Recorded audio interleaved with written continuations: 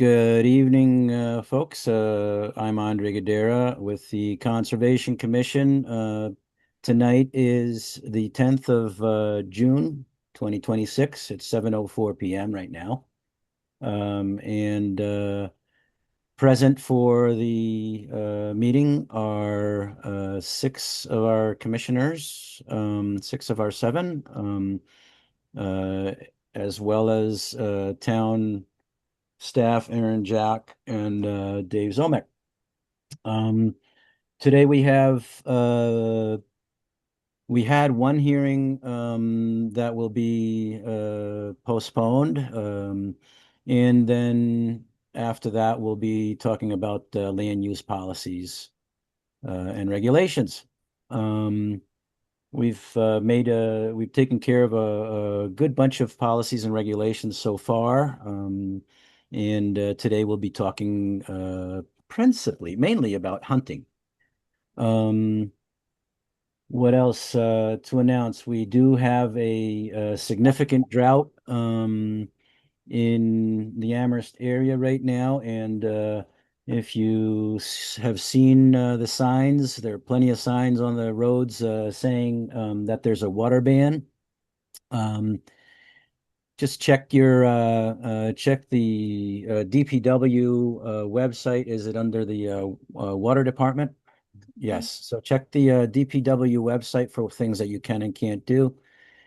I know one of my family members thought that you can't water your tomatoes and stuff like that, but there's certain nuances. So just look it up there, and you'll find what you can and can't do. Um, Aside from that, I don't have anything else right now. Bruce has something he'd like to add or ask. Bruce. I'm gonna wait for Dave's report, but if it's not in there, I do want 2 minutes about the Fort River culverts. Excellent. We'll get you right after that. So without any more questions or comments, Dave Zomek's going to take the director's report to you. Dave?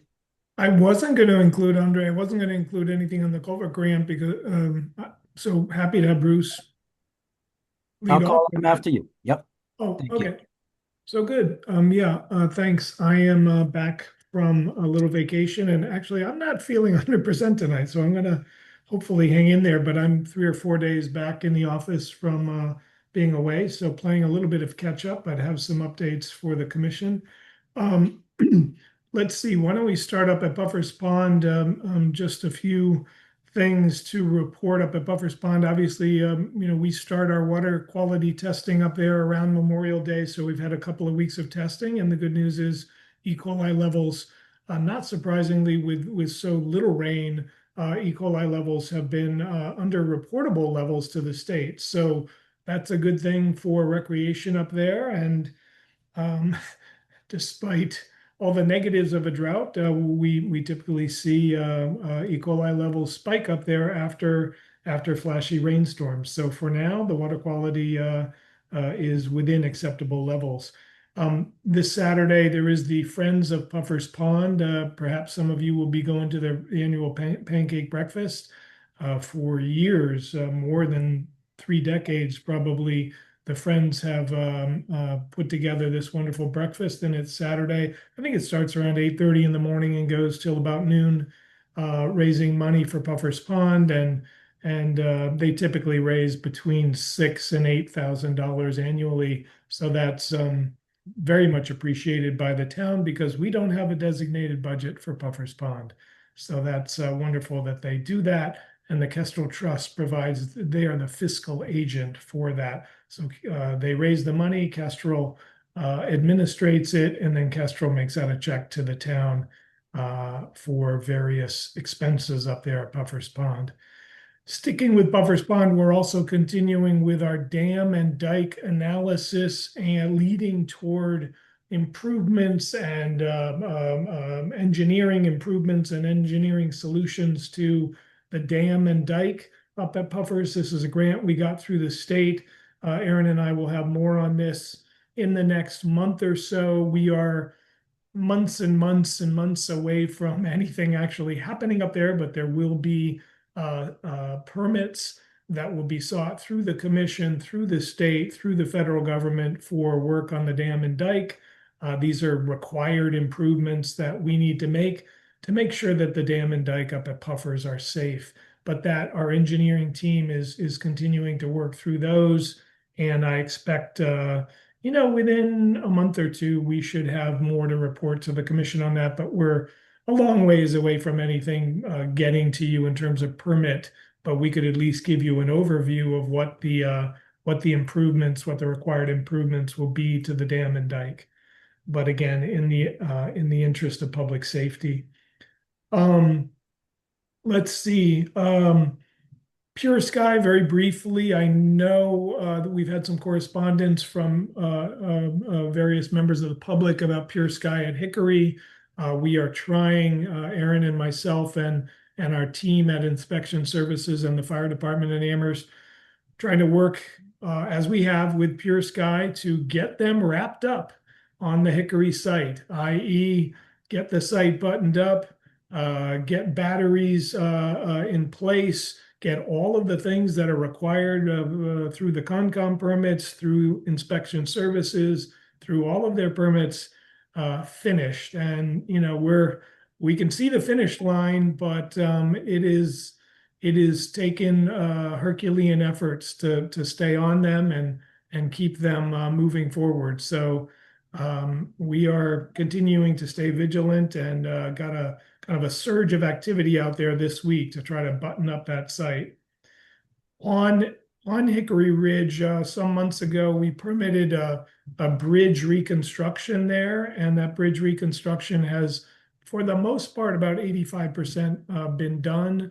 This is a small footbridge over the Fort River, and that was permitted through the commission, many months ago, and we finally got a contractor on board, and they did a nice job. Again, we're not ready to open all the trails beyond the loop trail there yet because Pure Sky is not done. So we need to get Pure Sky off the site, and then we can really begin to open up the larger network of trails there. Dave, Yeah, excuse the interruption. sure. Would you explain what the what's holding back Pure Sky back, or what they have said is holding them back? What is it that's the wait? The big, excuse me, the big final step, the batteries are not on site. The batteries are actually still in Texas, and have not been delivered to Massachusetts. So that's the big step, Andre, left. And again, our fire department, our inspection services department is working closely with them, and they will have to meet all of the requirements set forth by the fire department, the inspection services department, and the Concom. I don't know if Aaron has any outstanding issues with them. Again, I'm just back for a couple of days, so I'm connecting on some of those things, but I haven't talked with Aaron about whether there's any outstanding issues with their Concom permit. Aaron, I don't know if you wanted to, if that's okay with Andre, if you wanted to give any quick update on that. Yes, so under other business, we have a request to Oh. amend the order of conditions tonight Perfect. for that project. Perfect. What I looked like think I that? saw that earlier today, and that's what jogged my memory. Okay. So moving along, many months ago, I think it was back in 2025, the commission approved the creation of the so-called Tucker Trail. This is off of Vista Terrace in South Amherst near Atkins. There was a small farm crossing there that the commission permitted us to begin. It's a simple trail connecting Vista Terrace with trails leading up to the Mount Holyoke Range. We have begun to clear that trail. It's a fairly simple trail, about 8 feet wide, and it was permitted, I believe, back in the fall of 25, and frankly, we just got overwhelmed in 25 and never got to it. So that work is underway. We have some other things to do on that. So the trail won't officially be open for some months. And I'd like to have a ribbon cutting there. It's actually named after, it will be in honor of Jonathan Tucker, who was our 30-year planning director and worked very diligently on conservation projects for many, many years in town. So we'll have a ribbon cutting maybe in the fall on that trail. Moving along to bigger projects, certainly later this summer, I may have an update for you on Hampshire College. I know we're all following the news that comes out weekly on Hampshire College. All I will say tonight is that town staff are working closely with the college, supporting them as they work their way through their process to figure out the disposition of the college assets. So we are working with them, our planning team and the town manager's office. So nothing is imminent on that. And there's no permitting that we see in the near term on that, but we'll continue to support them as they work through their process. Quick question from Bruce, Dave. Oh, yeah. Have there been preliminary discussions with our Hadley colleagues? Yes, Hadley is around the table. Yes. Yeah, as recently as this week, conversations have happened with Hadley. So it just so happens that Nate Malloy is the new town administrator in Hadley, and Nate was the senior planner with Amherst for the last 18 years. So we have a great friend and colleague and very knowledgeable planner who's now the town administrator in Hadley. So it's great to have someone we can call and someone we know. And Nate knows natural resource planning and village center planning very, very well. So it's nice to have. Then, very quickly, what's the total acreage of the Hampshire property and what proportion of it is in Amherst versus Hadley? Very roughly, Bruce, I want to say the total acreage approaches 700 acres. Okay. And I would roughly, these are very rough numbers. Understood. I think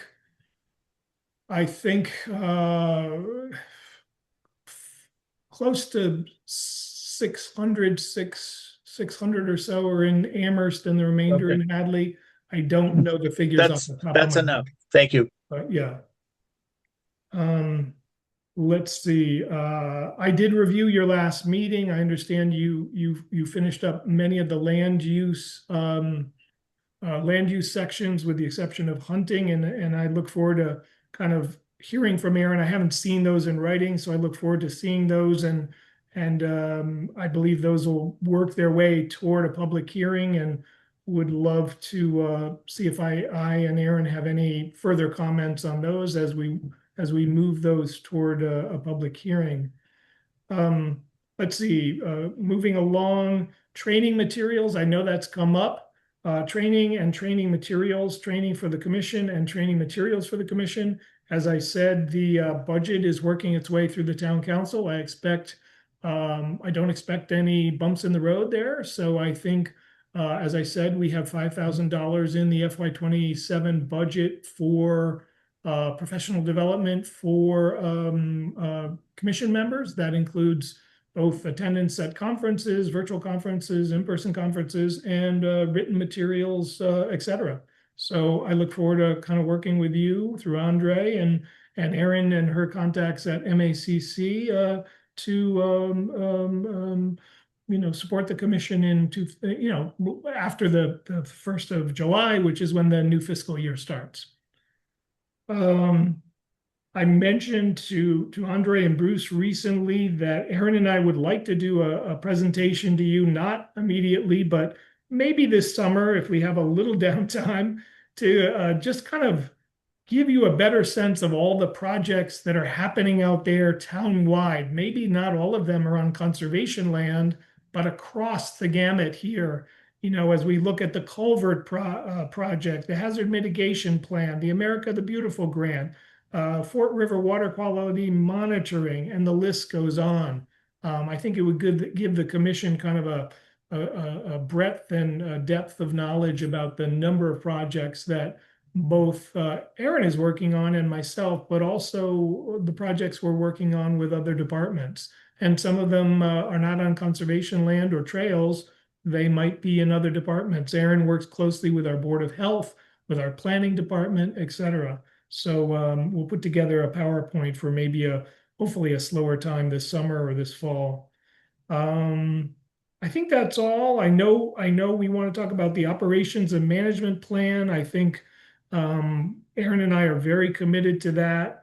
Looking at early successional habitat in that context, and the Weston plan, which I think was very well done. So we'll have more on that, at future meetings, and how do we get to that operation and management plan and a mowing, or excuse me, I don't like to call it mowing. I like to call it early successional habitat management.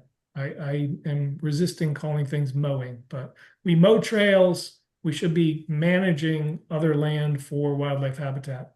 So that's all I have, Andre. I'm sure there's more things, but those were the quick around the town and around conservation. Lots happening.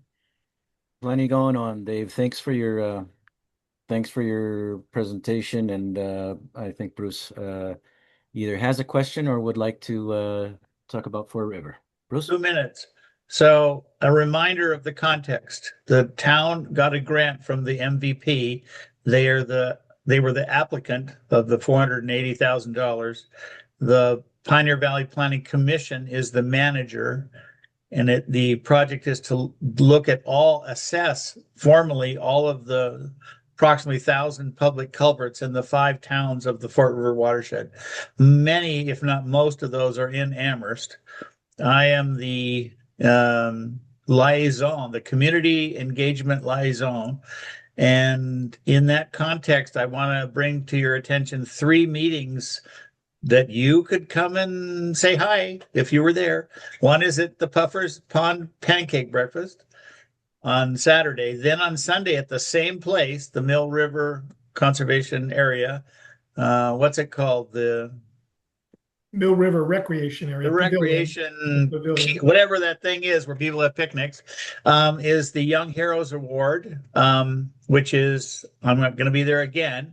But most importantly, we're having a community meeting on the Saturday, the 27th from 11 to 1 on the north end of the Amherst Common, adjacent to, on the other side of the parking from the farmers market.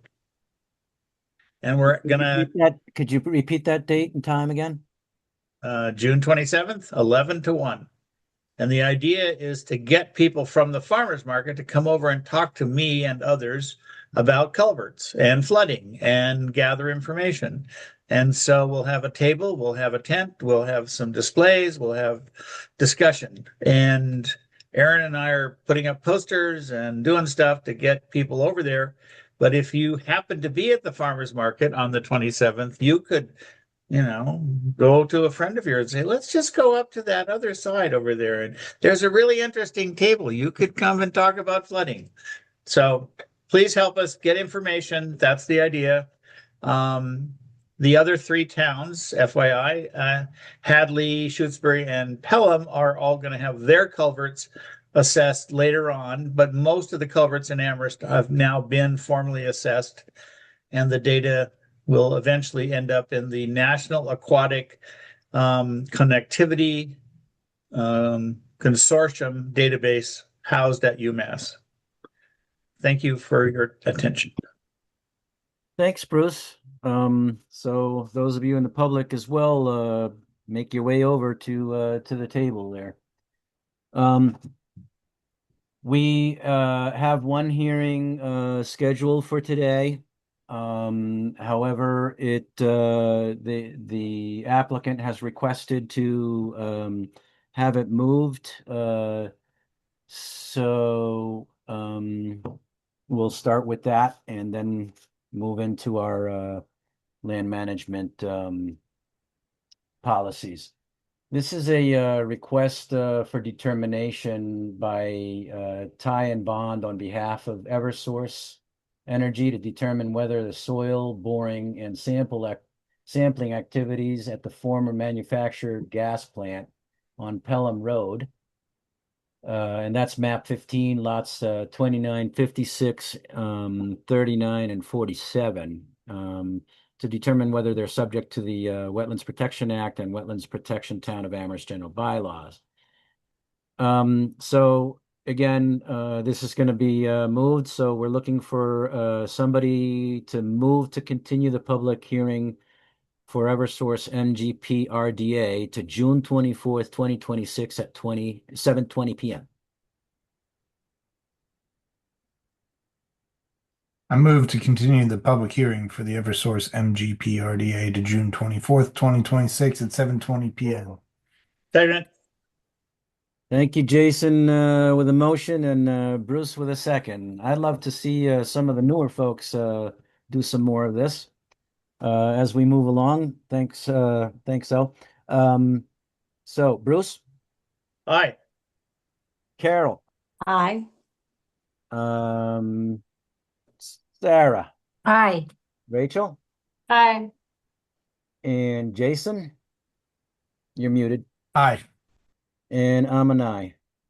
So it's moved to the 24th at 7:20 p.m. That covers our hearings. So we have what is it? We have hunting on the agenda for our land management policy and regulations discussion. Has everybody had a chance to well, I'm assuming that everybody's had a chance to look at the presentation that was given by the state deer biologist Martin Feehan. So back in 2024, I believe, when he gave it, or at the beginning of 2025. And so that's a good thing. Let's see. Is there anyone who has not seen it, or who has not seen has not had a chance to review the meeting that we discussed hunting in a year and a half ago? All right, I'm assuming that everybody did. So what I think, I wanted to throw this out. I would like to see Martin Feehan make his presentation again, but I think it might be, if we've already had our members either attend the presentation or watch it since then, it might be better for him to do that presentation when we have the public hearing, when we decide that, once we bring this to the public. So I think I'd like to hear your opinions on whether you think it would be helpful to have Mr. Feehan present when we're going to bring the regulations to the public. Anyone have comments? That was one of my first, that was one of my first thoughts, that would, I thought it was an outstanding presentation, and I thought it would be informative and reassuring to people. I think it's a very good idea. Great. All right. Well, I think so. Since Bruce. So, for the timing of all this, does it matter if we get ahead of the state changing the regulations? Because there are discussions at the State House about doing that. And I wonder if we would have to then circle back if we'd already gone through several steps, then, oh, now it's different. And on the other hand, the State House is taking its sweet time on a lot of issues, and they're going to run out of time by whatever the end, middle of July or something. So it could be another quite a long time before they come back to that question. So I don't know what to do there, but it is a thought that we should ponder. I think that's an excellent Excellent thought, Bruce. Mm, my my recommendation, if we decide to that hunting will be allowed on any properties, my recommendation would be to have it be allowed in accordance with state laws. And again, I'm getting ahead of us here a little bit, but my recommendation would be do that in accordance with state laws so that we're not throwing new laws out there that people are not going to really know unless they get on our website. And that way, if the state law, as the state law changes, those are absorbed without us having to revisit that each time. I I think if the rest of us aren't aware of what changes Bruce is mentioning, the state is actually the governor has proposed after taking comments from folks across the state. The governor has proposed to open up Sunday hunting. So in other words, to get rid of the prohibition on Sunday hunting, to reduce the setback for bow hunting from homes from 500 to I don't know if it's 300 or 250 feet. And to allow crossbow hunting to allow people who don't have injuries or doctor's notes to hunt with a crossbow as well. Right now, bow hunting is not with crossbows unless you happen to have a medical condition and get it approved.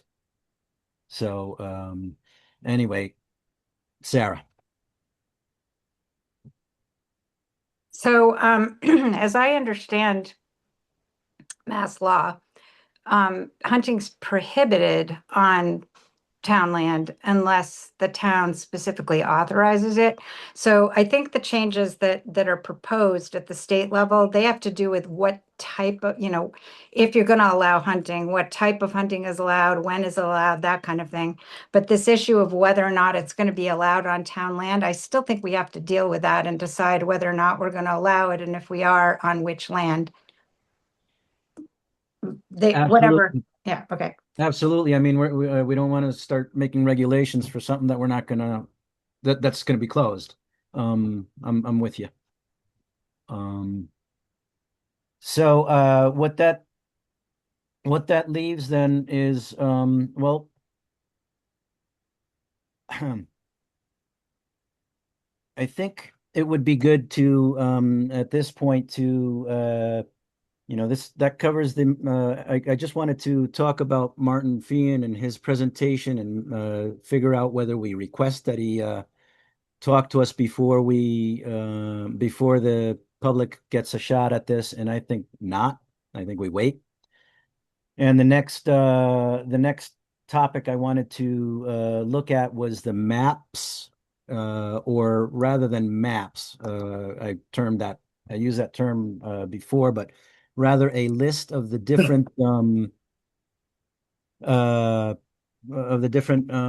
town properties that we are responsible for, and the recommendations that the town staff have as to what places they would like to see closed, and what places they would like to be open to keeping open or to opening to hunting. So we'll be diving into that after a question from Bruce. So, thinking this over, I'm uncomfortable with the idea of Feehan giving his presentation during the public hearing. And I'll yield to the lawyers about this, but it does strike me that it may be somewhat of a conflict of the state hunting manager for these kinds of things to be in the hearing. And I don't know the answer, but I think we should think about it carefully. personally like to hear from him again in one of these meetings, but what I don't want to do is have a public hearing that then for some legal reason is thrown out and we have to do it over because this person was in there in a way that was inappropriate. And I don't know the answer to that. I'm asking for legal guidance here maybe from the town lawyer, but that's my concern. Is there any experience, Aaron or Dave, that you've had that might relate to this that could shed some light? Dave? I think we can certainly do a little research on this, Andre. I think Bruce raises a good question. Thinking back to all the public hearings I've been involved with through the years in town, I do think it's somewhat unusual to have an outside presence or an outside advocate, if you will. Normally, I think a public hearing is the commission is considering these changes or these additions to its rules and regulations, i.e. on hunting, and it is proposing the following to the public, both in town and anyone who wants to come to those public hearings, for you to get feedback. So I do think it's a little unusual to have that happen there. Perhaps it happens, we invite this gentleman back before then, but we can ask town attorney a little bit about that. That sounds good. I would add to the conversation that I don't believe that he's an advocate for hunting. I think what he's doing is giving data and information that help us or help those of us, I mean the public in the case of a public hearing, to formulate their decisions based on experts in the field. I don't consider He could but- give public testimony during the public hearing. That That's- might that's- be more appropriate than be a presenter like you all. You are presenting your proposal to the community, saying we believe this is how hunting should be treated on conservation land. So All right. yeah, that could be an alternative. All right, we'll discuss it later, and let's get some an opinion as well. Like you were saying, talk to the town attorney, see what if we just don't invite him at all. Okay, Jason. Would it be beneficial to just have a separate public meeting where he gives a presentation and the public can ask him questions? And we can just say, we're gonna have a special Conservation Commission meeting for 1 hour or whatever, an hour and a half, hour presentation and a half hour of question and answer. I think that's a great idea. I really wasn't looking at him. I wasn't imagining having him come and do this while the public is discussing it. Really, I did want what you're mentioning, which is essentially something where the public can attend, they can hear it, they can, if they're, but during the time that we're going to be bringing all of the stuff, the entire document to the public, somewhere around there, it would be good to have that for any of the public who wanted to hear it. But I wasn't seeing it as him giving a presentation and then us and then everybody voting on it kind of thing. But you've described what I was thinking. So yes, Okay. I think it would be and there's much less chance of a conflict if it's on a different date, like you're saying. All right. All right. So, Dave and Aaron, are you ready to discuss I called it the maps, but essentially the list of properties? Yeah. May as well. Yeah. Okay. Yeah, why don't I start and Erin could jump in wherever she would like. This does not have to be long at all. I think Erin and I both saw this and in brief conversation with Andre about the agenda, that this could be kind of an introduction to the commission considering what lands are currently listed as open to hunting, and then what are staff recommendations for other areas that we think the commission should consider to be open to hunting, or some of our recommendations that we feel some areas should not be open to hunting. And I think, Andre, there's a spreadsheet. Is everybody looking at that spreadsheet with the titles currently listed on web as site is hunting allowed, review to consider hunting, recommended by staff to prohibit hunting? Is everybody looking at that or has that in their packet? I think Aaron's pulling that up right Good. now. So let me say this, Aaron and I, are not against hunting at all. We understand that hunting has been allowed on Amherst Conservation Land for decades without significant incident. We both sat in on and participated in the land use subcommittee for, I think, well over a year, and learned a lot and participated a lot. And out of that, we earlier this year said, let's spend a little time and come up with what we believe are solid recommendations to you on how to move forward. Let me address the data question. Is there data? Is this data driven? Is this science driven? Is this research driven? I think all of those questions came up as part of the subcommittee's work, and then post when the subcommittee presented to the commission. I don't want to go back there. I do believe that was good work, and here we are today. But there isn't a lot of data, right? There isn't a lot of data. What we do know is that there haven't been a lot of significant or serious incidents or injuries related to hunting. We do know that from time to time, residents are concerned about hunting. They hear gunshots. We know that our police department, we've had some good conversations with our police department, and from time to time, the Amherst police respond and talk through and mediate and help residents as well as hunters understand their rights. And all of that kind of fed into what I would call a common sense approach based on, I've been working with the town and the conservation areas for over 20 years. Aaron has been here for 6 or 7. We know the areas well. We know what happens on most of the conservation areas. So we took into consideration kind of some of these factors: the history of use, the size of the conservation holding, the context. What is it adjacent to? Is it adjacent to other farmland? Is it adjacent to forest land? Are there roads nearby? Are there houses nearby? Is it used for recreation intensely? Puffer's Pond, Amethyst Brook, Mount Pollux, and also proximity to residential development. And we came up with these 3 categories, currently listed on the website as hunting allowed.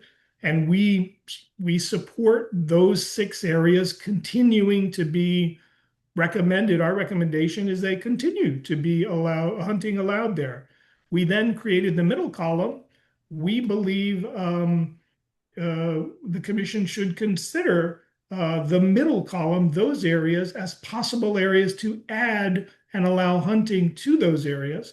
And then finally, based on context, as I said, adjacencies to other land, open space, roads, houses, trails, high intensity conservation use, we recommended the 3rd category as we believe those areas should not be, hunting should not be allowed in those areas. So I'll stop there. Aaron, I've said a lot. Would you like to add anything?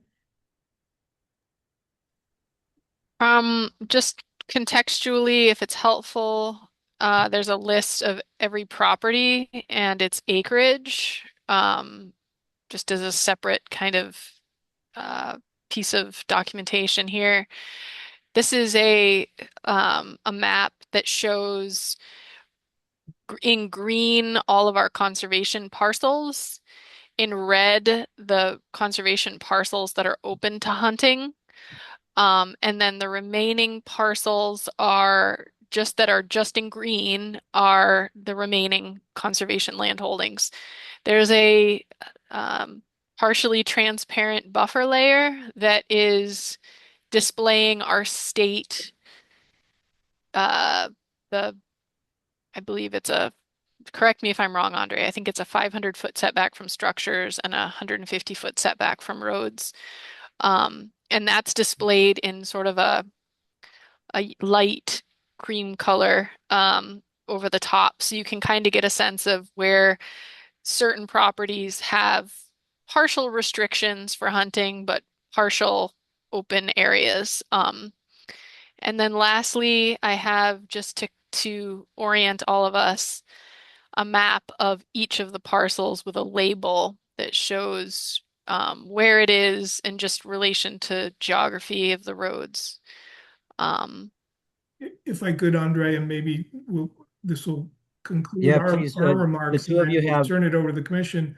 One thing I forgot to mention is there are in our recommended by staff, there are two red lined conservation areas where we have discovered deed restrictions that prohibit hunting. And we haven't done a full review of all the deeds. It's a lot of deeds. So there may be some parcels in here that are deed restricted, no hunting. We've only found two. You know, we'll continue as time allows to do that as you move toward your process, through your process. But we should do a deed review to make sure that we're not missing anything, that in the deed that brought the land to the town, the owners or the town at that time made a decision to prohibit hunting. The other thing I wanted to say is that as you look at this list, acreage, yes, acreage is important, but context, I use that word 3 or 4 times, is I think more important, because we might look on our list. I see that we recommended the Hop Brook Conservation Area be open to hunting. Well, we know that the Hop Brook Conservation Area is surrounded by other open space, mostly private, but there's a large enough wildlife corridor there, so it probably is safe and accessible for hunting, or could be if you so desire. But for instance, Gull Pond at 12.7 acres might be bigger, but it's surrounded by houses, high use. We don't recommend hunting at Gull Pond. So I think context is important. And as you move through your process, we might need to really go through, I don't know if we're going to go through, that's up to the commission, conservation area by conservation area. Aaron's two maps don't give, like, is a small area like on Southeast Street or Northeast Street, it might be a small conservation area. It might be surrounded by APR land, and that's why we recommended it be that you allow hunting there. So anyway, I'll stop there in questions. But again, this is a common sense approach. It is not necessarily locked into setbacks or state requirements. It is a common sense approach based on our knowledge of conservation areas and the other factors I mentioned. Thanks for giving it context there, Dave. Bruce has a question. So just so I'm clear on the language, in your presentation, Dave, you said a couple of times that we recommended, but then the header for the middle column is review to consider. And so I don't know which it is. One is a little stronger than the other. Yes, and I didn't mean to parse words there. I think Aaron and I, in our review, we feel as though those areas, I'll look at Zala, for instance. Zala is a 23-acre conservation area between Podick and Catherine Cole, a fairly large area, and we believe hunting could be safely carried out there. So Okay. we recommend the commission review it in the context of Okay. potentially allowing hunting. That's the clarification I wanted. Thank you. Thanks for your question, Bruce. Any other questions? Sarah. So, my question is about how we're going to evaluate it. So like I know the areas that I walk all the time and I just have, questions like Mhm. I see that I think I see that Wentworth is not included in here, but I know I've walked Wentworth, a million times. It's near my house, and I know that in the past I've come across folks hunting um for I think pheasants out there. Or like I walk through, I think the Brickyard. I believe I'm walking through that all the time. There's a passage I get from Old Farm Road to the bike path by walking through, I think, the Brickyard Conservation Area. And I don't, it's not supposedly not open to hunting, but I know there's a guy that always goes and parks his truck there and hunts during hunting season. And I don't know exactly where he's hunting. I guess what I'm saying is like, how do we possibly evaluate that? Like, I feel like maybe Andre, but I feel like we need hunters who know, like, we need people who do this to know what areas are a good idea. Well, I would feel Mm, like I would need that. yeah. Thanks. That's a good point, Sarah. I think that between those of us who are here who are familiar with some of these places, we can throw out, we can essentially help each other understand the different properties as we consider them. My thought was that we go through each one of these and have a slight discussion if there needs to be a discussion on them. Um, and kind of decide which ones if we want to keep some open, decide which ones we want to keep open. The As far as you seeing folks hunting, I'll have to say I don't think that many people in town know that the conservation properties are closed.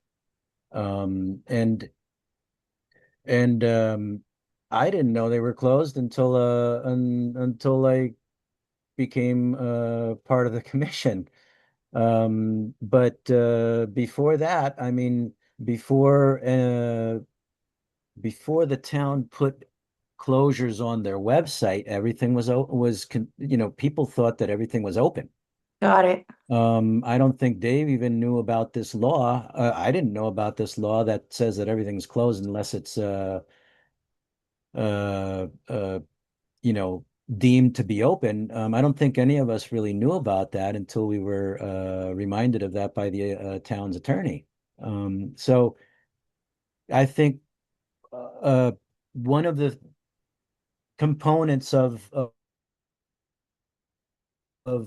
the land use regulations, and I'm not talking just about hunting, is the signage. Is How do we let folks know what they can and can't do when they're going in? And I think you can't really. I think the town is well aware that one of the things that they're needing to do, or we are all needing to do, is to ensure that the public knows where they can and can't go and do and what they can and can't do where they are. Makes sense. All right. Jason? Um, I don't know if the intention, you just mentioned maybe walk through all of these. I want to ask, as part of this process, are we able to set like a time frame that says, we're going to review this and then, every year we're going to come back and review if this is working or not. Every 2 years we'll review these areas. Um, and I'll just put it out there now. My line of thinking is these, I'll ask this question first. Do we know like how long it's only been these 6 areas that have been open to hunting? Like, because and I guess I'll just finish and maybe you'll probably have the answer to that. But like, if we haven't had any real significant accidents, injuries in a very long time frame, 30 plus years, right? Or longer, should we just continue to keep open the ones that are open and then leave it up to hunters to potentially come and say, hey, we'd love if you opened up whatever, Patterson at 60 acres, or and then we can reevaluate this every so often because it seems like we have a pretty good track record with what's going right now. Um, Oh, so no, that's just my. I'm just I'm just wondering if that's something we can do, like set a time frame where we're going to reevaluate this. I think you're asking two questions, and the first one is I think it'd be good. I really like the idea of having let's say a sunset review in 2 years to or 3 years to see how it's working. And I think it would be great to put that into the policies and regs.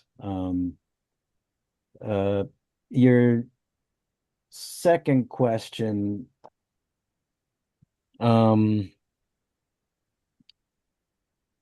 th so about keeping open what's open now, and if people request it, then to consider that as they request it. I'll have to say that I don't think I that most hunters in this town don't know about the closures. It was a surprise to me to see that, and I check all the regulations, the state and so on regulation and federal regulations anywhere I go before I do. The problem is that folks don't typically know when town regs are made unless they're put out there on the when you go into unless they're posted essentially. But I'm gonna defer to Dave on his for his opinions too. Dave. Yeah, thanks. There's a lot of questions within there. Again, I think Aaron and I were trying not to go backwards, to look forwards and look ahead. And in listening to, and some of you weren't on the commission, there were some other members who have been part of this dialogue over the last 2 years. We again wanted to take kind of a common sense approach to this and say, yeah, some of these areas, they're sandwiched in between APRs. They're between other conservation land. They're in other large holdings of open space, forested or field or early successional, et cetera. So we came at it with that in mind. To Jason's questions, these areas, and let's set some things aside and say absolutely. So communication, signage, website absolutely need to be improved. We're kind of resetting. And how do we reset in 26? Through you and what you decide, and then that is communicated. Notwithstanding that, we have to realize we don't have an extensive staff. So we have through the years posted trails, not no hunting. We've actually posted the trails where hunting is allowed. Have we gotten a little behind on that? Yeah, I think we have. But these 6 areas, I have no doubt they have been listed as open to hunting for my 20 years with the town, for sure. Although we don't have an affirmative vote, this predates electronic documentation, et cetera. I have no doubt a former commission voted to open these and knew the law that if a conservation commission doesn't vote to open them to hunting, then all other areas are closed. I have no doubt that happened somewhere back in history. There were a number of very contentious public meetings because I've lived in town most of my life. There were some very contentious meetings in town hall, both on hunting regulations, but also on dog regulations through the years. those were more than 20 years ago. I don't want to go back there. I want to look forward. And that's kind of why we presented this is these areas make sense. To Jason's point, we really haven't, other than some concern expressed by neighbors. Most people, we'll get a call here and there. The PD will get a call here and there. There's some outreach. And then Aaron and I said, oh, what about these other areas? If the commission wanted to open them to hunting to allow more hunting to take place, these would be the areas that we would recommend. And likewise, these high traffic areas, these tiny areas like Curis over on Russellville Road, we just would not recommend opening those for a variety of reasons. So Skilling's Path is one that comes to mind. If you know where Skilling's Path is, right near the middle school, obviously not something we would recommend opening to hunting. Yeah, that's nothing but a path. Yeah, And it's a very I used to narrow, go to one school of our that way. smallest conservation areas at 0.6 acres. Yeah, thanks, Dave. Bruce. So I think it's our responsibility to use this as an opportunity to clarify, to reduce ambiguity and uncertainty, and I believe once we get to a public hearing, there will be a lot of both discussion. Some of it may be contentious. People have different views, but it's also, if it's done correctly, it's an opportunity to educate. And I think we should carefully think about how we do that. Because it's fine to say, well, there's it's always been this way. Well, I think the resetting that Dave talked about is true for some of these other things that the land use document is about also, especially use for agriculture is an example. So this is our job to reduce this ambiguity about how we're managing the conservation lands. Thank you. Thank you, Bruce. Good point too. Sarah? Yeah, I just, so I'll just say it a different way, I guess, which is, I feel like, if we're gonna it sounds from what you're saying, Andre, that the hunting community has kind of assumed that land is open. So if we're going to be posting, this is open and this is closed, we're kind of going to be reducing what folks thought, or at least potentially what folks thought was open. We're going to be sort of shutting down. It's not so much opening up if folks who've been hunting have assumed it was open already. It's more like shutting down what they had assumed was open. And maybe Andre, you feel like you have a good enough sense of how hunters use town land, so that you can be the hunter in the communication. That'd be great.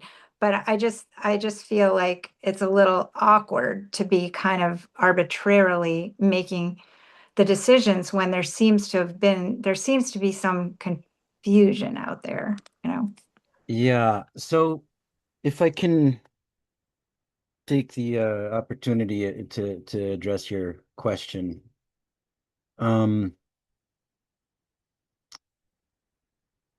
I think when you look at the list, if you don't mind, Aaron, putting this list back up, I want you to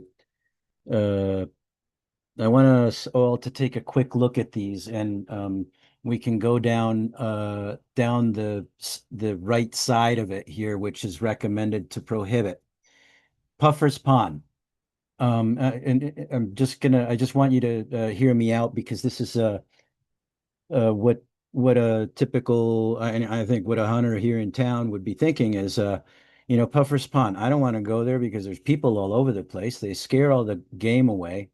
And I wouldn't want to have that experience. I think most hunters wouldn't want to hunt in Puffer's Pond. Amethyst Brook, it's the same story. There's dogs all over the place. It's a very busy place. Wentworth Farm is around all kinds of homes. So when you look at this list, on the left-hand side. The fact is that I would have to imagine that the majority of hunters aren't going to go there. I know you've mentioned that you've seen folks in Wentworth, but I think that's one of those places where maybe it's just going to take a little bit of time and education for the folks that have hunted it in the past. But most of these you would I would say that in general, if you're looking for an opinion on what hunters would do, they're not going to want to be in these smaller or more isolated areas. So this list actually kind of tracks along with what I would imagine with what I as a hunter would like to see us discussing, if you would. Hope that helps. Dave. Andre, I know Erin had her hand up before me, so happy to have Oh, her go Aaron, first. yeah, what's happening here? I thought it used to put people's put people in order, but it's not doing that. Aaron? So I was just gonna say a couple things that occurred to me while everyone was speaking. The first is just for new members, I've been working with the commission on this for 4.5 years, and we've gone through 3 iterations of new board members on this planning process. And so if we're going to have some sort of like a sunset provision on the regulations, I would strongly advocate that we either make it a long sunset period, like 5 to 10 years, or have a provision that we revisit it if it becomes problematic. Because this is a really lengthy process to go through these regulations, and it's taken an extensive amount of staff time. And so just I think we've been very thoughtful and careful about our approach on all of these. And so I would just advocate that we try to make it a long period of time. The other thing is any property that the commission identifies in either the center column or the right column, so the review to consider hunting or recommended by staff to prohibit. If there's any properties identified, I just want to make clear that once they're identified as wanting to be open to hunting, we would have to research the deed just to verify that there's no outstanding restrictions that would cause a conflict with opening it. So I just wanted to say those 2 things. Thanks, Aaron. Carol, you've had your hand up quite a bit too, and I haven't called on you because it keeps going back down. Please, if you have a question. You're on mute. Sorry. I remember one of the things that Martin said was when people are recreating, deer or hunters won't be there. Successful hunters scout out deer trails and just don't randomly go in the woods. So I think that's helpful to know. Also, I remember he made a comment about getting permits. Is that so? Hunters have to get a permit in town? They just need a state license.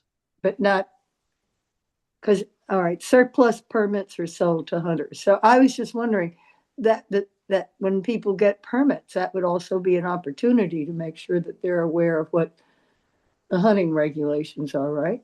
Yes. So when typically before electronic licenses, you would go and buy your license, and they give you a paper copy of the hunting abstracts, which tells each hunter what's new this year.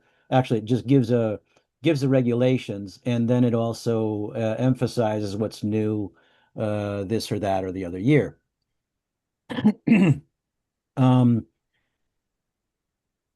I think it would be hard for us to interface with the state as they're selling permits. And these permits, by the way, these are doe permits or an extra buck permit Right.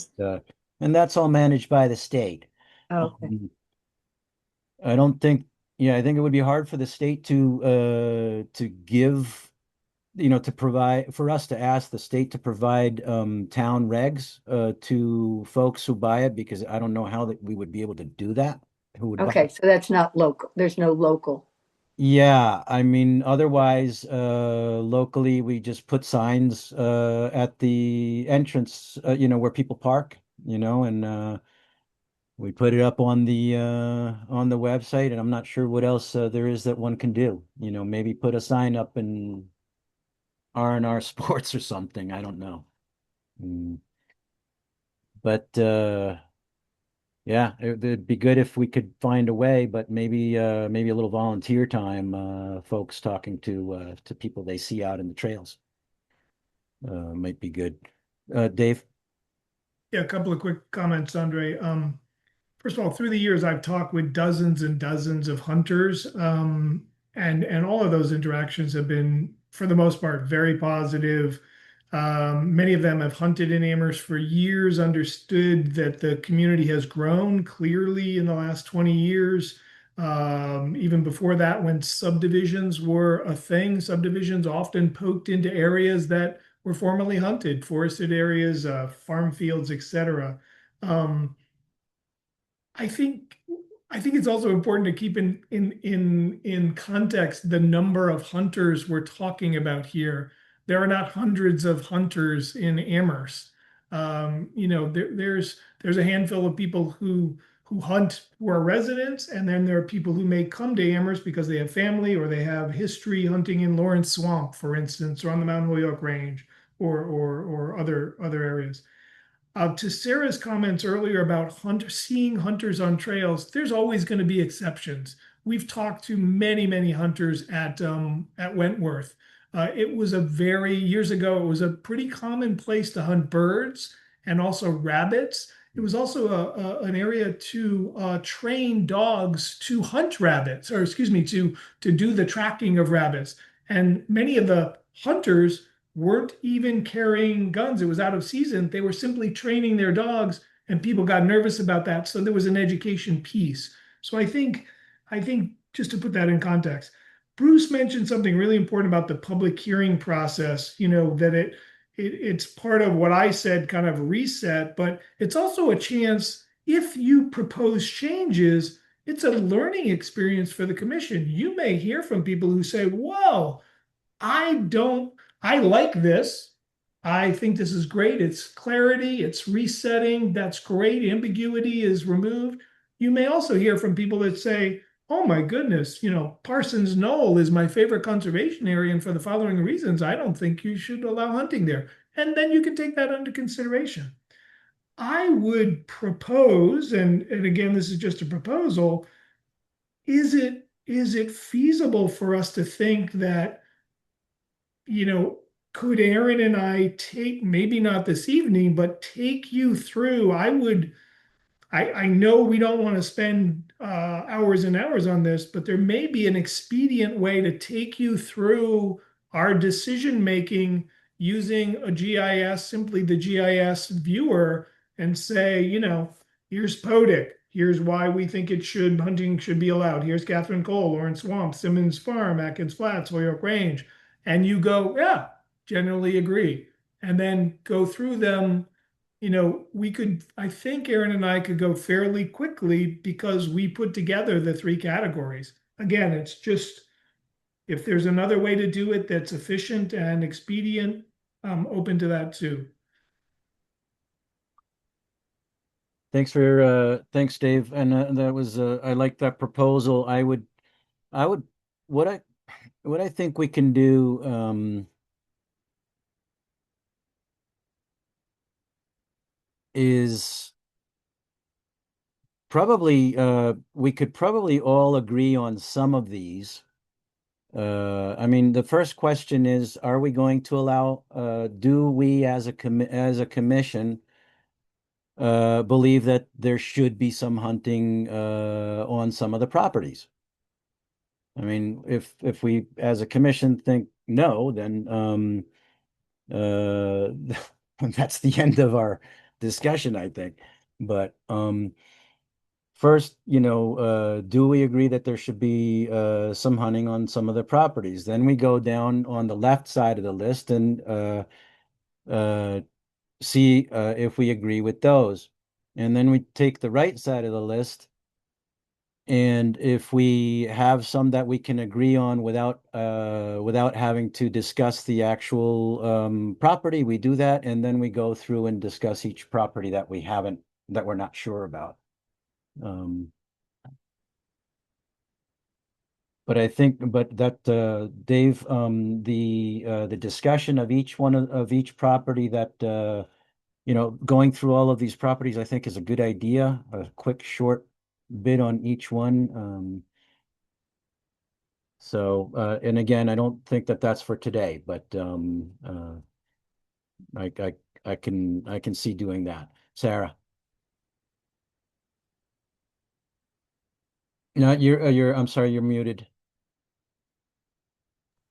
Sorry, I'm apologizing for having so many questions, but so Dave, what you just said just now makes it sound a little bit like the middle column is something that you and Aaron thought would be okay to have hunting, which I just don't want to, I just feel like I don't have a lot of information. I'm looking for somebody to help provide information to make a decision, to be honest with you, because I don't understand how I would vote because I don't feel like do you know what I mean? Like on the one hand, it sounds like people have already been hunting and on all these areas and there hasn't been any problems. So why wouldn't they all the middle stuff be open to hunting?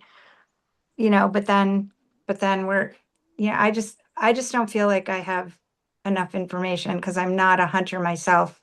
That's all. And if it's true, if the middle column is something that the conservation department thinks would be okay to open, I would like to know that. Thanks, Sarah. And I don't think we're coming up with decisions today. So we do have a 2-week period between now and next meeting that we could take a look at, that each one of us individually can take a look at, and these properties and consider.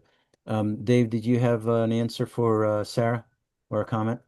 Yeah, my comment was I totally understand, Sarah. I think what I was proposing is that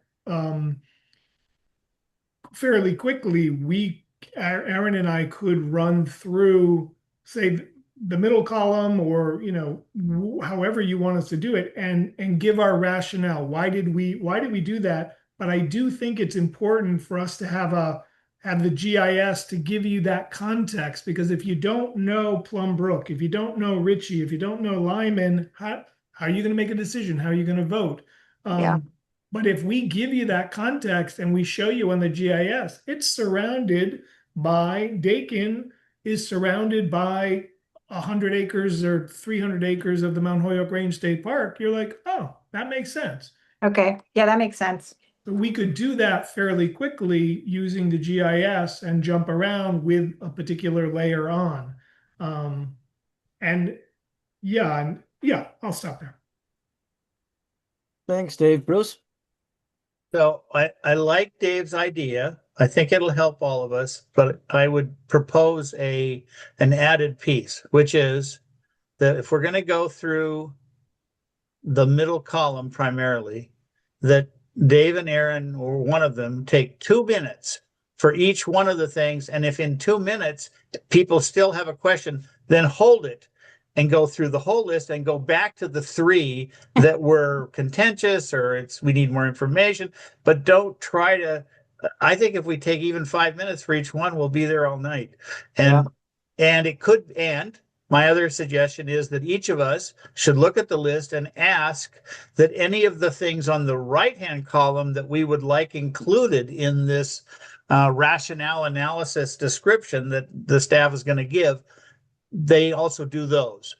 But I don't want to spend even 1 minute on the ones that are recommended by the staff to prohibit unless one of us thinks it merits further discussion. I'm just trying to narrow this down some. I totally appreciate that, Bruce. That you're right on. Thank you. So why don't we do that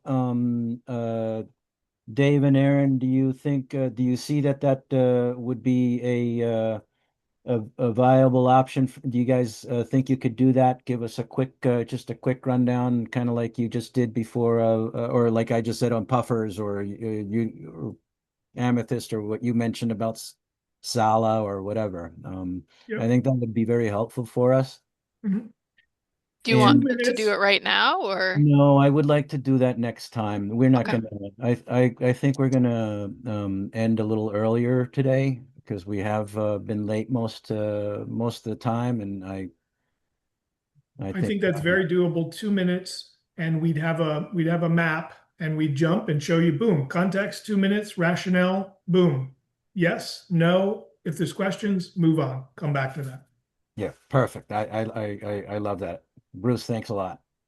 Um, okay, so we'll do that. Um, we'll do that next week. Please, during our 2 weeks that are in between today and next meeting, please take the time to at least look at the right-hand column. And if you have a problem with if you don't agree that hunting should be closed in those columns, just be prepared to bring it up with a reason in the next meeting.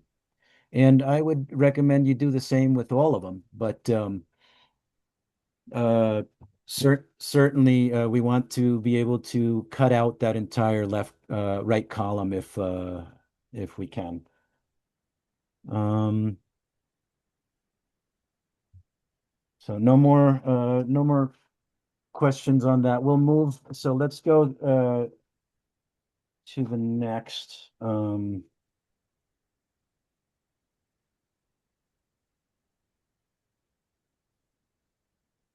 So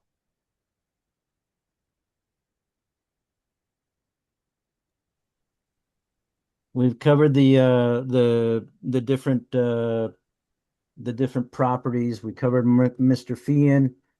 I was thinking on having a discussion. I just wanted to throw a term out for folks to think about. And it's a term called it's a cultural carrying capacity. So how much how much does the town can does the people of the town want to allow hunting, or how far do how let's just say on the other hand,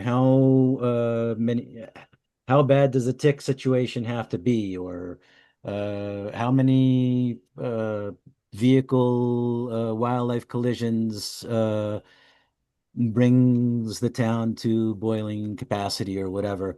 Anyway, I just thought that at some point, probably closer to when we're going to bring this to uh, the public's going to tell us our what the town really wants. So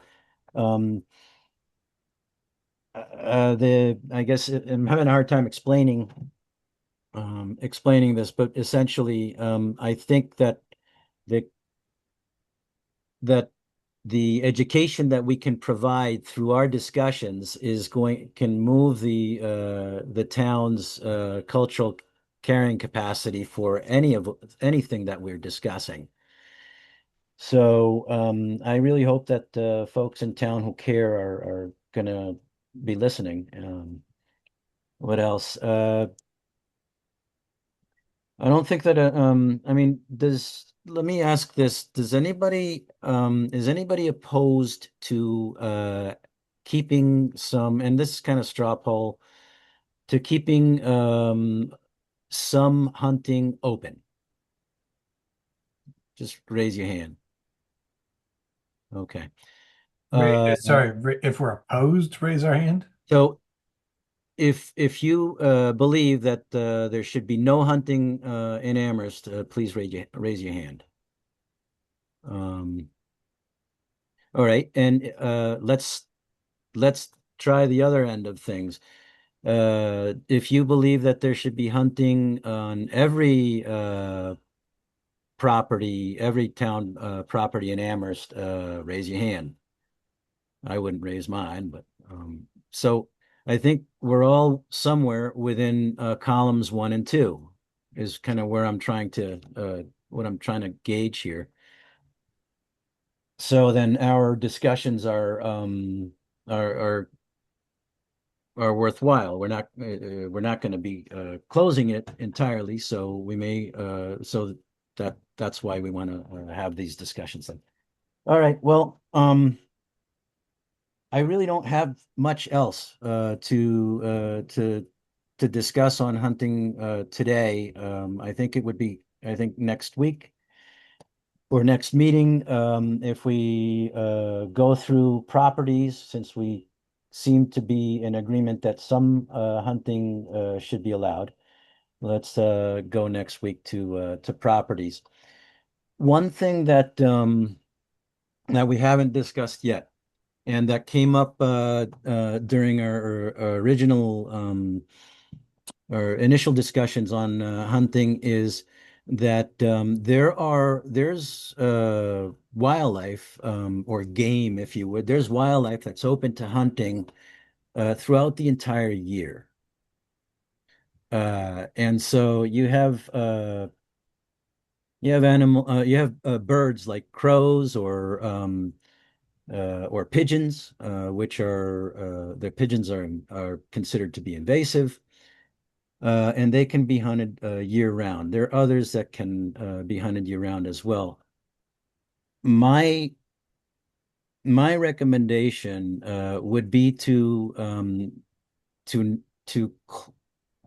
for us to determine or to for us to define when hunting can be allowed. In other words, between September and the end of the small game season in January, for example, and then maybe open it up for the 2 weeks or the 3 weeks or 4 weeks of turkey season, and that's it.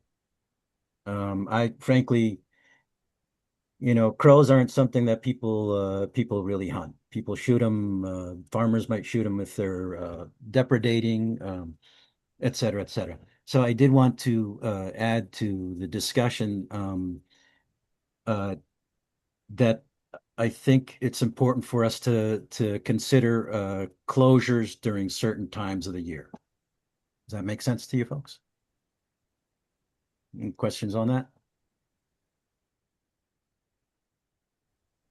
Okay. Yeah, I think if we don't have any more questions on hunting or uh, any more comments on hunting, then we can move on to our other business. Anything else? No? Okay. Well, thanks, Aaron. Can we start with the other business? Do you want to do compliance or whatever you want to do with that? Sure. Well, so let's jump right into to Olympia. Uh I think Dave, do you wanna give an update on that, or do you want me to? I think if you start, Aaron, with again, I was not at the last meeting. I did review the commission's discussion of Olympia and this kind of what I'm calling a two-phased approach, which is dealing with the surface debris cleanup. And I think you have some new information that our town attorney helped you craft.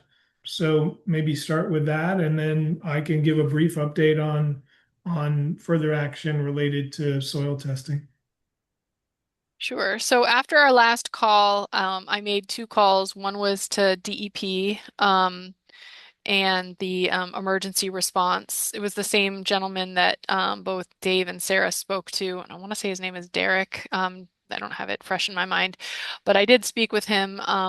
He basically, there was two outcomes that came from that conversation. One was he just recommended that any material that's cleaned up from the site be properly disposed of in a DEP approved solid waste facility. So that was a condition that I added to our potential approval letter.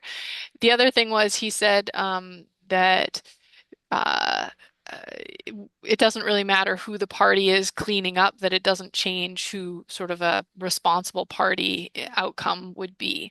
So that was good information. And then from there, I did speak with the KP Law, our KP Law attorney, and he had a couple recommendations for additional things to add to the letter. Which I put the letter in the packets.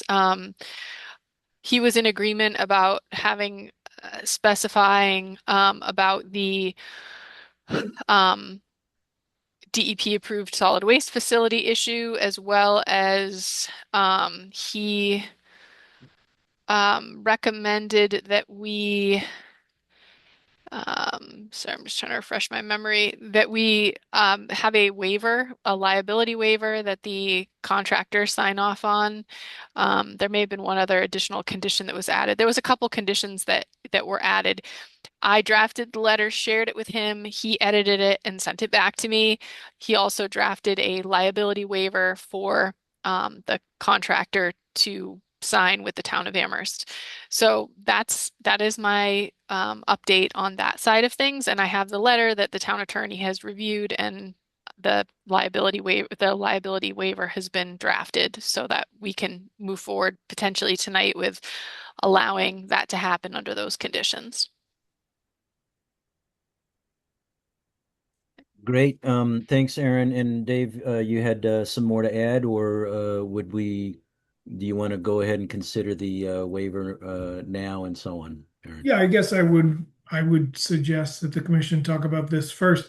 I will say, in talking briefly with Andre, and once I got back from vacation, and Aaron, I'm very supportive of this approach to removing the surface debris. I think we have a good working relationship with DA Sullivan. And they are working, of course, for Archipelago. So if we have this opportunity, I think we should take it. And they have discussed this in good faith, and they're willing to remove the debris on the surface of the wetland area and the conservation land. So I think staff recommend that we move forward with this letter and work with them on removing the material. Thanks, Dave.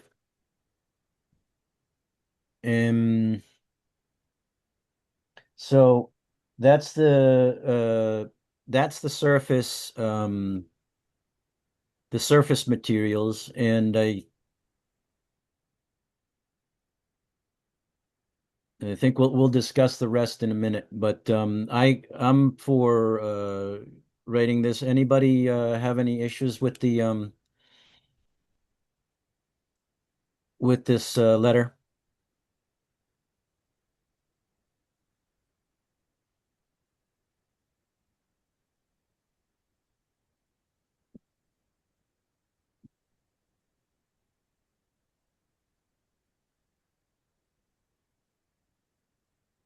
Rachel? Like to say, I think it's great, and I think it's great too to have the map that the town prepared that shows the extent in case there are questions in the future. Thanks, Rachel. All right, is this we should probably take a vote on this, right, Aaron? Yeah. As a commission, so basically we need a motion to approve the letter to the letter on Olympia Drive surface cleanup. I move that we approve the letter setting conditions for the cleanup of 47 Olympia Drive runoff. That's Carol with a motion, A second. and Rachel seconds. Rachel, Aye. Sarah, Aye. Jason, Aye. Bruce, Aye. Carol, Aye. and I'm an aye. So it's approved to send the letter. What else? otherwise, the town is going to, Dave, if you don't mind, just give a quick. Yeah, thanks, Andre. Yeah, and again, Andre and I had a brief conversation about this since I've been back 3.5, 4 days, working days. But uh, I'm back on this, having been away for a few weeks. But the town is exploring, as I think I mentioned two meetings ago, we're exploring procuring the services of a licensed site professional, an LSP, who focuses on 21E issues, contaminated sites, etc.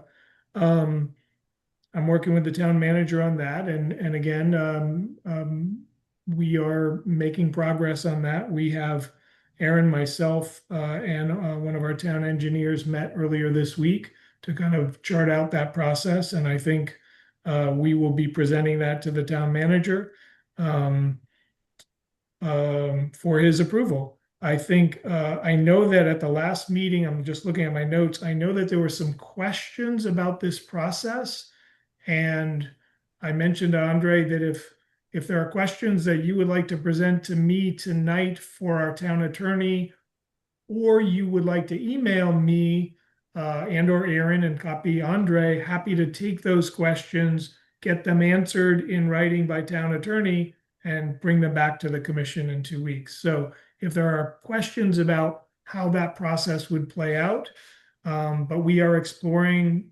procuring the services of an LSP to do soil testing on the town conservation land adjacent to 47 and 57 Olympia Place. Would just real quick, Dave, would next Friday, let me think. Yeah, would next Friday, a week and a couple days from now, would that allow enough time for the attorney to get back to us before the next meeting, I or? think I think that's reasonable. I know Aaron is away next week, but if the questions come in to me, copy to Andre and Aaron just to keep her in the loop, that I would appreciate that. And then I could seek those out while Aaron is away. Okay, so what, to Friday the 19th? Um, whatever questions we have for the attorney, we'll get to Dave, copy Aaron and me. Mhm. Thanks, Dave. That's very helpful. Happy to do that. And Great. Any questions? Any further questions on Olympia Drive or compliance? No. Okay. Anyone from the public? I see one attendee, but I don't see any hand up. Okay.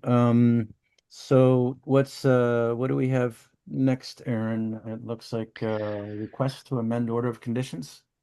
Yeah, there was one other compliance item, which is that I observed that Colonial Village is continuing to mow the wetlands out there. They're leaving one wetland undisturbed, but the other ones they were mowing. So I did send an email to their representative asking them to address that. So just as an FYI to the commission that that communication has been initiated. So that was it on that. So Okay. then there's the request to amend the order of conditions. This is for the Hickory Ridge solar project, which is Fort River Solar 2 LLC. They aren't here tonight, but they did send in the letter request. And so this request was in your packets, and basically the primary thing for the commission to consider here is this a minor change that the commission feels comfortable approving as a minor amendment, or do you feel it needs to be heard in a hearing? The change, just to give a brief overview, is it relates to the generator, I believe, the generator on the equipment pad. There was originally a in the approved plan set as part of the order of conditions, there was a poured concrete pad with a well that extended around the perimeter of the piece of equipment with like a grate that went on top of it. And then there was a petro plug that was spec'd out to basically serve as the discharge point in case of a spill where petrochemicals were detected. It would basically seal up the discharge point of the well to prevent a leak of contaminated material. So my understanding is that rather than using that approved system, when they were installing the separate system, which was the system that the commission had approved around the battery storage area, and that was the system that we had an LSP review and provide a letter on that basically certified that it would be okay around the batteries. It's kind of almost like a filter fabric system with stone, and then there's a valve discharge point on that as well. They utilize that same system around the generator rather than the system that had originally been approved in the plan set. So they're asking for the commission they've provided a letter from an engineer with all the specifications of the system that was actually installed on site, and they're asking for the commission to approve that as an amendment to their order of conditions. Thanks, Aaron. Bruce? Maybe it is a minor change, but it is really annoying that they couldn't have found a way to come and tell us and talk about it beforehand. I don't like these post hoc requests for approval for things that they should have come and talked to us about it. Even if it was minor, they could have been done back then. So this is happening modestly often from some certain applicants. I just get tired of it. So thanks, Bruce. I totally understand what you're saying. So this is what we have. Aaron, correct me if I'm wrong. We have an applicant who applied for a permit that was an exception to the to wetland regulations, right? We approved under certain conditions, right? And requested that the pad be made under certain specifications. And they went and built a different thing. And now they're coming back and asking us to approve that. Is that, yeah. I can tell you where I stand on it. I'm not sure. Any other questions from other folks? Please, Jason. When did this happen? So, when was it installed? It was installed quite a while ago. I would say probably between a year and 9 months ago it was installed. It didn't actually come to my attention immediately. It was brought to my attention later, and then I questioned it. And so I think part of the confusion here, and it's neither here nor there, it's just a piece of information, is that Pure Sky is like the project owner, if you will, like that applied for the permits and everything. And then they have a subcontractor who's sort of running the site, and that's Dynamic. And my understanding from speaking with Lawrence from Pure Sky is that Dynamic made the change and that he didn't even know about it. When I questioned him, he was unaware of it. He went back to speak to Dynamic, and that's when he discovered that the change had in fact been the switcheroo, if you will, like the change of from what was approved to what was installed. So, and then he inquired about, well, why was that change made? And it was explained to him from Dynamic, and this is all third hand, that there was parts that were required for the original containment system that were not available when it was being installed. And so they had to pivot and come up with an alternative system to put around the pad. Yeah, I don't really buy that. If you're a contractor working on a large project like this, even on a small project, you have to do a change order anytime you deviate from the plan. So the idea that Pure Sky didn't know and that like that doesn't make any sense at all. If we deny this, what are the ramifications? What are we looking at here, Aaron, as far as like our role here in either approving and saying this is granting this amendment or denying it? If we deny it, what happens? Okay, so this is what I would recommend. You're going to want to look at the request and say, is this a minor request, a minor administrative change to the permit? If it's a minor administrative change to the permit, the commission could review and approve it tonight. If the commission doesn't believe that it's a minor administrative change, the applicant would have to come back, and the commission would have to decide, is the change significant enough from the original permit that it requires the filing of a new notice of intent, or is it in keeping with the notice of intent that was already, or the order of conditions that was already approved, in which case they could file an amended notice of intent for an amended order of conditions. So those are sort of the three options on the table: minor administrative change, new notice of intent, or amended notice of intent. So those are kind of the three choices. Now,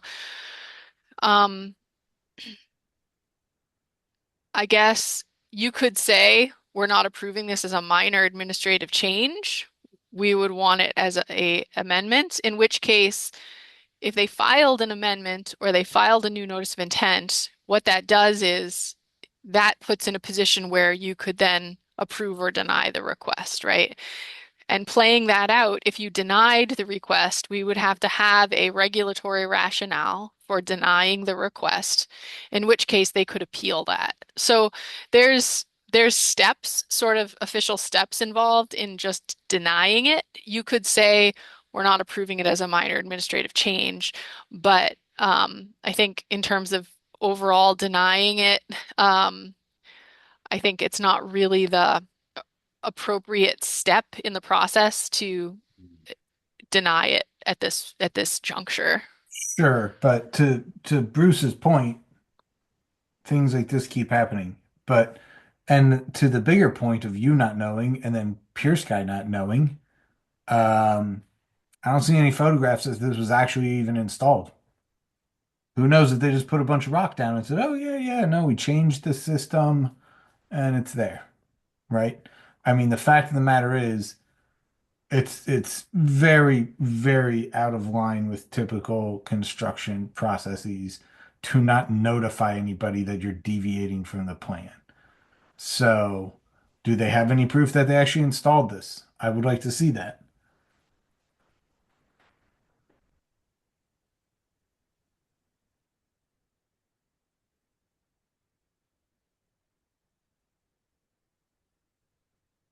Thanks, Jason and Aaron. Maybe Aaron, you can look into this between now and our next meeting. Dave, I'm going to call on Dave. I know Bruce's hand was up first, but Dave, No, I'm going to yield to all three of them because they may have what I have. Very Okay. briefly, Yeah, you know, you may have a follow-up there, Dave. So that's why I was. yeah, no, very briefly, I'm hearing all the concerns of the commission, and I think we share them. I would very much like to get Pure Sky or Dynamic to come in. I am not comfortable sometimes when Aaron is put in a position of reporting to you what really the applicant should be reporting. So So I want to put that out there that I think the next meeting, it should be the applicant, not Aaron. Again, Aaron is doing a wonderful job and a great job as always, but this is really something that should be explained by the applicant or their contractor to you. So I'm just putting that out there. I the first question I had is why aren't they here to give that explanation? You're absolutely right, Dave. We as I see it right now, I don't think that's a minor administrative change from the little bit that I know. Um, so and they should have been here to be able to allow us to make that determination is where I'm going with that. Carol? I guess similarly, it's a general question, is this a company that we will be continuing to do business with? And is this how we want to lay down the conditions if they're doing business with us? It sounds like no. It's a good question. I mean, really, we don't want to. We gave them certain conditions under which we approved what they did, and one of those conditions is that they build the pad the way that we requested, but they didn't do it. So why do we give an order of conditions if they're not going to do it? You know, so we need to hear from them, I think. Anyway, Sarah. I off mute. Yeah, I agree with what you're all saying, that we should hear from them. And just so that I'm clear, the review from the licensed site professional at the behest of the Conservation Commission was the original. Is that correct? I think that's correct. Was the original what, Sarah? So they're in this letter that was in the file, there are attachments. And one is a memo. Yes, from the LSP. That letter, was the letter from the okay, so just to backtrack to the original order of conditions to provide a little context. The original plan had different containment for the battery system versus the generator system. The generator system had concrete pad with a well, like I described at the beginning. The battery system had this sort of filter fabric system with stone. The commission had questions about the capacity of that system to contain the battery runoff in the event of an emergency situation. And that was why that LSP letter was written. It was basically to address, would this be sufficient in the event of a battery failure to contain stormwater coming off of the batteries. So that is just contextual, but that there is a separate letter in that packet from Lawrence that has a letter from Sean. I'll have to open the letter up, but his name is Sean. He's an engineer at Tetra Tech, I believe. He wrote an explanation of basically assessing the alternate system that was installed around the transformer. And in that, he outlines his rationale for why it was okay from an engineering standpoint to make that change. So just to point that out. Right, but I mean, maybe I'm misunderstanding all the attachments and what happened before, but it's just to support what people feel like that they've been expressing. It seems that if before the commission required a licensed site professional to review the containment for the battery, and now they've changed that containment system to something else, then I think it's perfectly legitimate that we would, for us to ask for a licensed site professional to review that new containment system before signing off on it, unless I'm missing what happened. But it sounds like the commission was worried initially about getting the right containment system. And so I don't think we should worry about being concerned when they've swapped it out. That's all I'm trying to say.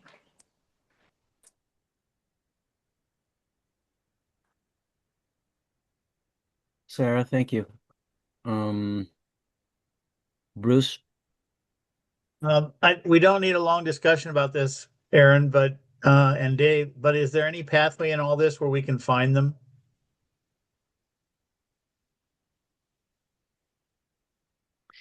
Aaron? I mean, I'm a little on the spot with that question. I would say, Can I yeah. answer a little bit then? First, I think they would have to be there'd have to be we'd have to show a violation, right, Aaron? Yes. Um, Yeah, the resource area would need to be altered, and or, some regulatory uh issue would have to be identified. Um, That's all I wanted. Yeah, within our that's enough. jurisdiction, yeah. yeah. Thank you. Um, well, okay. I think the best thing we can do with this right now is request that they show up and use their own voices to tell us what's going on rather than have us do this on our own because what I'm seeing in general is the information that we have right now is not enough to be able to determine that this is a minor change. Rachel? Yeah, I'm concerned that they're attaching a letter from last year, last June, to justify this change of a product that's not even the same product that they're using. I'm also concerned that the product description that's submitted, it says that it's designed for transformer, not battery storage. So again, I don't think a civil engineer is the right person to be weighing in on this particular application. So in addition to coming back in person, it would be really helpful to have an LSP review any changes that they're proposing for safety. Mhm. Okay. And I would note that it seems to me that that if Sky didn't know about this, but now they're presenting us this LSP's uh finding from last year on the battery storage uh pads or whichever protection that that this wasn't part of, that if they didn't know, then they now they're just trying to get somebody to make it look like it's approvable. If you understand what I'm saying. I mean, this is frankly, it's an after the fact application of this LSP's opinion after they've done something that they were told not to, or basically not done what they were told to do with their permit. Um, And I think the letter is about what they sent last year to us to review. It's not about what they have now. So Right. those are like Yeah, apples it and oranges. doesn't apply. Yeah. Right. All right. Well, let's take this to the next meeting and have them request that they come in if they want this approved. Okay. Okay. Yeah, that sounds good. Thank you. And I'll pass along your comments as far as photos of install, letter from an LSP on the system that was actually installed, that verifies it, and any other notes that I took down with outstanding questions. I'll make sure that they come prepared to address that. Thanks. Okay, so monitoring reports. If you guys ever see correspondence in the monitoring report folder, it's me following up on issues, shall we say. There was a couple monitoring reports that are delinquent, which I followed up with both of the projects. The first one got resolved pretty much immediately. They just forgot to send us the reports. They were in fact done, so that's good. The other one, they took a break and weren't aware that they couldn't just sort of take a break from construction and stop the inspection. So I let them know they had to keep them going or get permission to stop. So we're working those details out, but I wanted to just let you guys know. But I definitely encourage you to read if there's correspondence specifically in the monitoring folder. Those are me trying to resolve some question or issue. And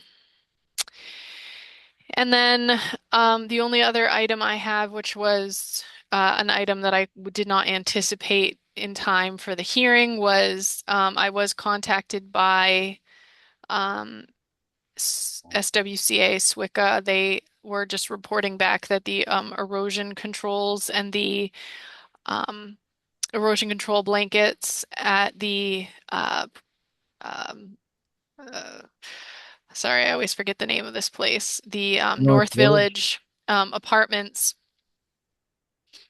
were removed, and I just wanted to check back because I think it was only me and Andre that were out at that site, and it's kind of an important one as far as a previous enforcement case. If we want to try to schedule another site visit just to get more commissioners' eyes on that site before it comes back on the next agenda for consideration to issue a certificate on.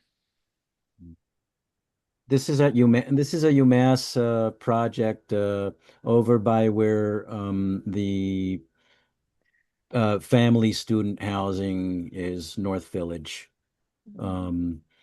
When we went there last, there was a question about why there was no water running on this. If you can think of it as a culvert and the stream both going across. I mean, the stream crossing in one spot and crossing in a culvert in another spot. The part with the culvert that was the original course of the of water now isn't running, and at least it wasn't running when we went there. So it's worth giving another visit there and trying to figure out what happened. And when we were there the last time, there was a whole lot of straw wattle, and it was all plastic. Plastic mesh. We requested that they remove them before they deteriorate any further. So anyway, I think it's worth commissioners taking a look at it if we can schedule it when folks can make it. Leave it at that. So yeah, and I just want to check in with everybody on that. So as far as site visits, it's probably going to be Monday the 22nd. I don't know if that's a good day for people or not. Tuesday, I'm pretty much booked already, and then Wednesday we have our meeting. So I don't know how Monday looks for people. If we might be able to even like maybe a 10 a.m. on Monday or something like that. Just pencil it in now. Okay. I see one thumbs up. Okay. All right, wonderful. I will try to tee that up, and it will probably be 2 because we have a notice of intent application as well for that meeting on the 24th. So I'll try to tee up both on Monday morning. Okay.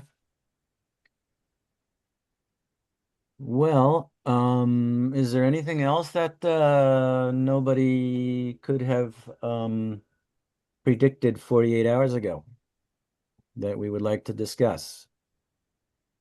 I don't see any. Is there anyone in the public who would like to who has a question? None from the public. I'll come back. Carol, why don't you go ahead with what you've got? Is this when we get to discuss MAC education and subscriptions? Well, if you would like to, but Dave did mention earlier. Yeah, but no, I have something specific. Oh, yeah, please. Okay, so I understand we need to wait till July 1st, but I'm proposing that we all get electronic subscriptions to the Wetlands Protection Guide. Um, it's $20 a year, and it comes with automatic annual updates. And there are other things to see. Go ahead. I think someone's got a sound going on. Okay, Why don't you, why don't you all go ahead and mute yourselves? all right. There's also a paper copy of wetland regulations. It costs $17. And then a field guide to runoff, erosion, and sediment control. And I think certainly the annual electronic subscription is something at least we all should have. Because that's the one way to know why we're here and what we're supposed to be doing. Mhm. And they recommended, Michelle Gerard recommended getting copies of the state laws, just as something easy to have in hand when it comes up, because that other one is very, very lengthy. The paper copy's like 500 something pages. So I don't know that Michelle Gerard needs to come here to say this, but that's, I think, a recommendation. The other thing about the courses is that there are 5 fundamentals, a total of 8 electives, and in order to get it to be a certified through their education program, you need the 5 fundamentals and the 3 electives. And if you go on your the site, you can see when they're offered. The first one in July on the 22nd is the Fundamental 102 on the Wetland Protection Act. And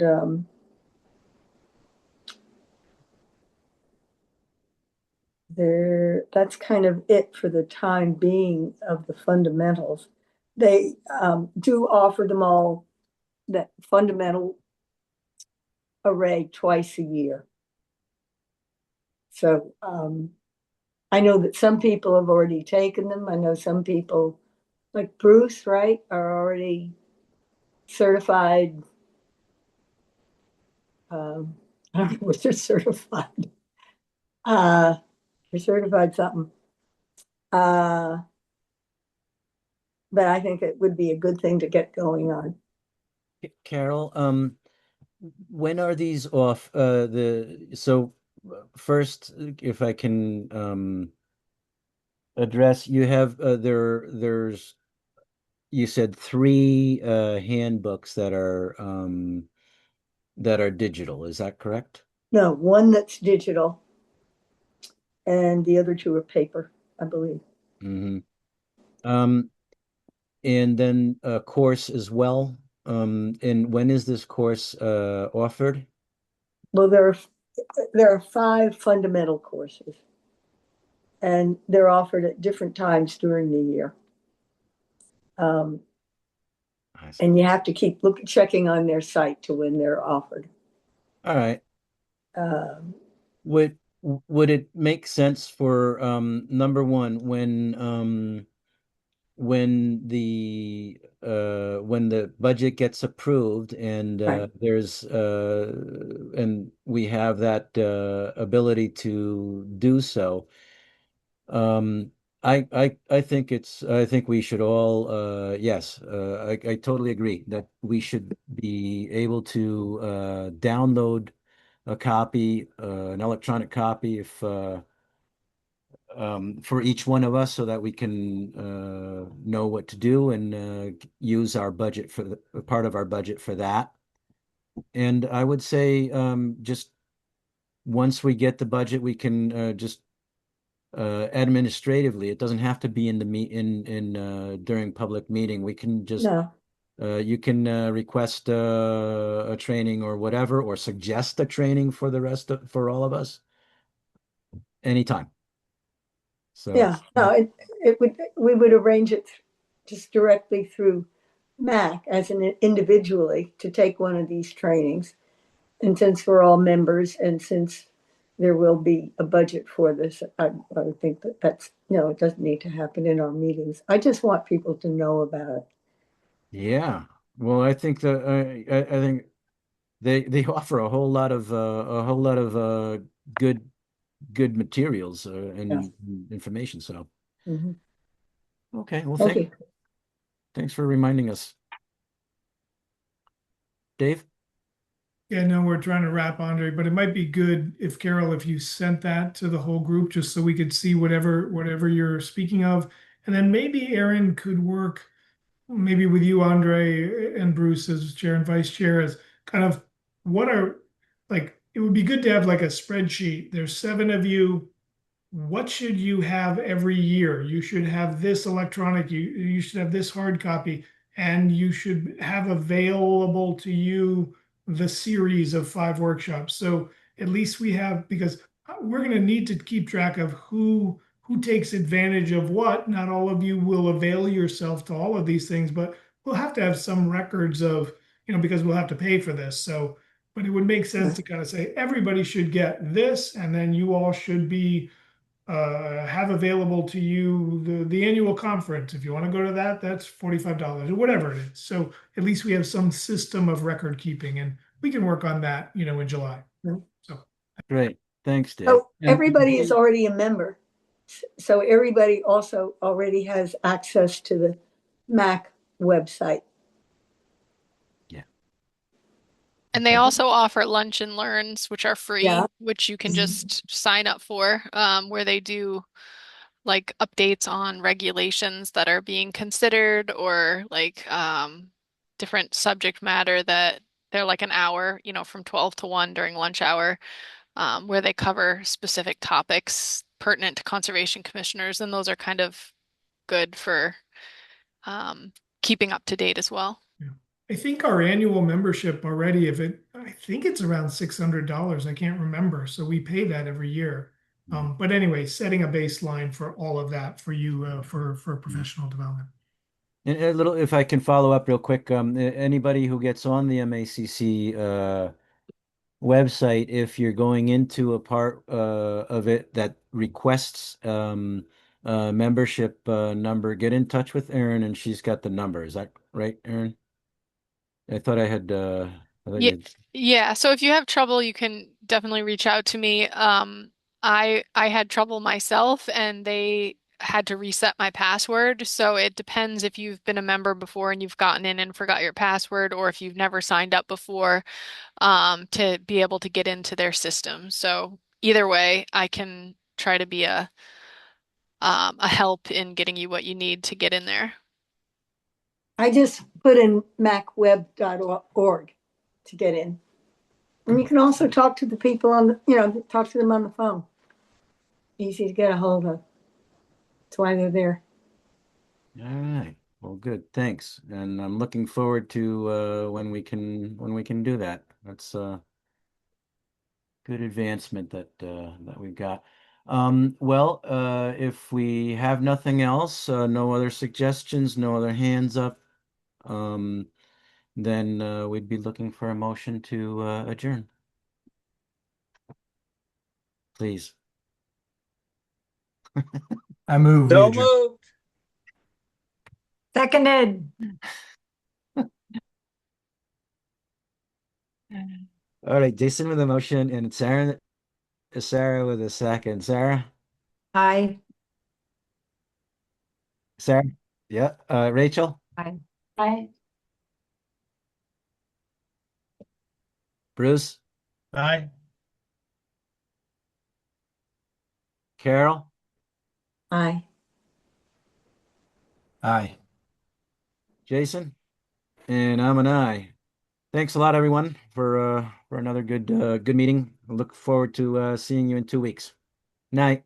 Thanks, everybody. Good night. Good night. Aye.